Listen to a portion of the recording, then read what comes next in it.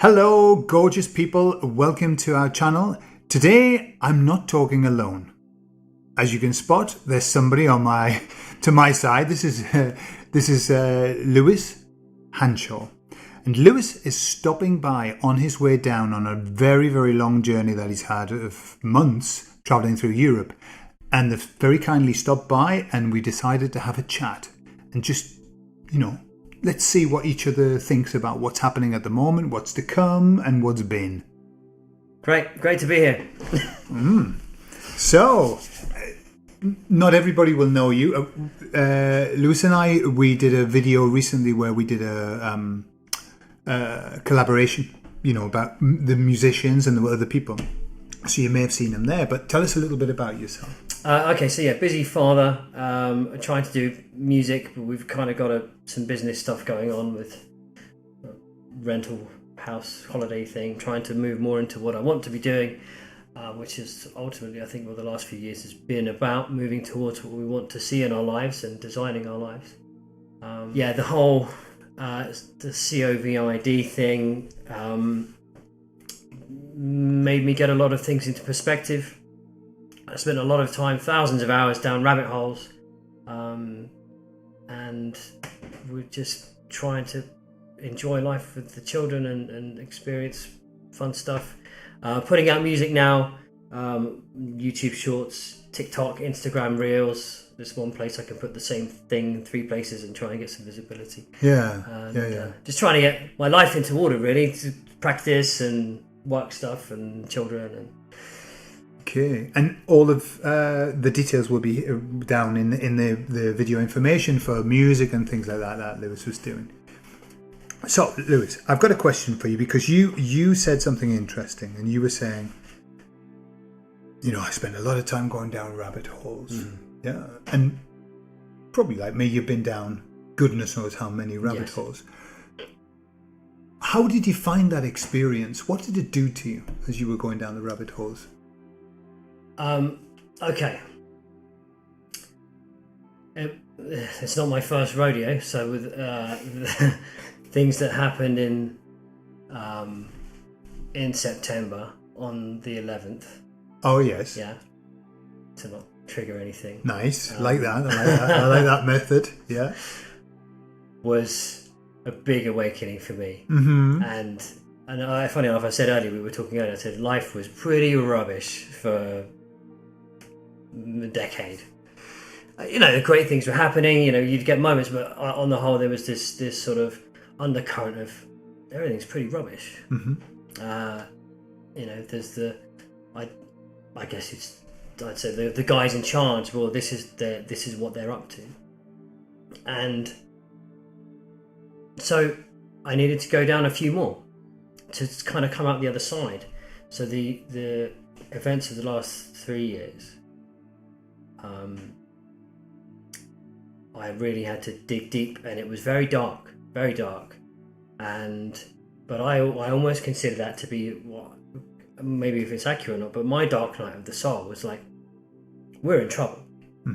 This is very scary. This is, we've got to do something about this, and particularly in relation to the younger members of our society.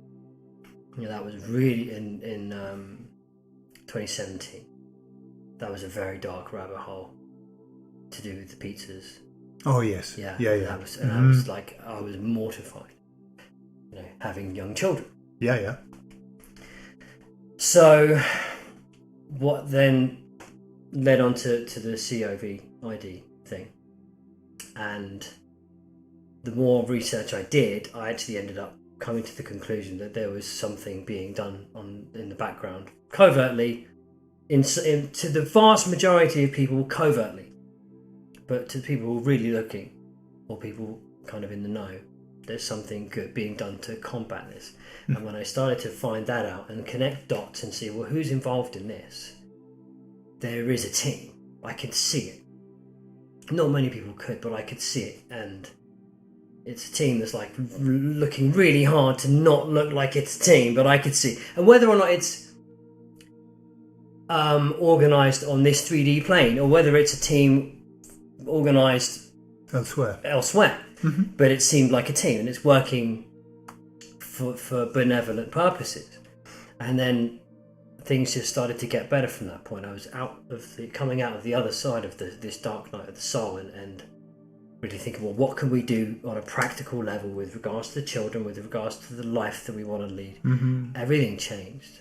Our priorities went from let's try and make as much money as we can, sure, which I think is like most people's goal, is to look at that primarily and think, what can we fit in that's good around that. And things have completely changed now, so we're traveling a lot, and that's a good thing for us, forming a part of our education as a family on a soul level, a spiritual level. And I think it's good to develop that level of discernment. There's a lot of rabbit holes that either don't lead anywhere, or they're put there on purpose by the baddies, or what we might like to call the baddies. But yeah, I'd like to think I've got a pretty razor sharp discernment by now, just from thousands of hours of research. Sure, yeah. How about you? I've had to learn a lot of lessons over the time. I've had to learn discernment and also patience, because I know that, I mean, it was 20 years ago that I woke up to exactly the same thing that caused you to wake up. I woke up to that, and I went down this a beautiful road of, okay, so if they're doing that, what else are they doing? And everything, lifting up the rocks. Oh my God, they're doing that. Oh my God, oh my God, oh my God. The great thing was, I feel privileged that I had the time to, and at the time it was, the conspiracy world was a lot more simple than it is now. It's very complex now. It's overwhelmingly complex. Before it was very straightforward, the poison in your water, the poison in your food, the poison in your medicine, the poison in your mind.